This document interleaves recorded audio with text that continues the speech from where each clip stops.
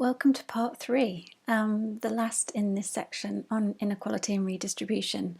I guess I just wanted to say that I found it quite difficult to prioritise the arguments that I think really help us explain inequality and redistribution. And even this whistle-stop tour through some of the more recent literature, the question is so complex and everything seems to be connected in one way or another. So individual voters and their relationships with politics, that certainly matters, but I thought it would be remiss of me to, not to at least acknowledge the more structural relationships that also clearly play a part in this story. But kind of thinking about the way in which these sort of the system interacts with politics, many would argue, Robert Reich in particular, that Trump and sort of populist type politics more generally is really the consequence, not the cause, of an undermining of democracy. And instead, that accolade goes to our current economic system.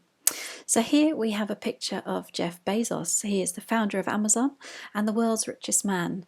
And in the midst of the current COVID-19 pandemic, he has added around 10 billion to his fortune in just one day, 10 billion pounds to his fortune in just one day.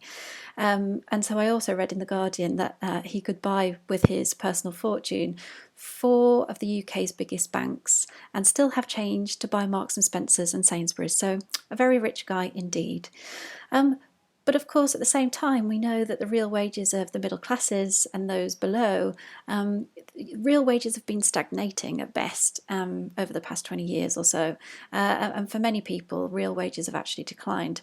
So how has this huge increase in the concentration of wealth at the top happened? Is our system of capitalism as we know it really to blame? Well, I haven't got the time or expertise to do this question justice, and I'm not sure that even with 100 years of scholarship we'd really have the answer, but I'm going to leave you with a few nuggets of ideas which will hopefully inspire your own thinking about the ways in which the system that we have might be rigged, and how this plays into the inequality and redistribution story we've been discussing.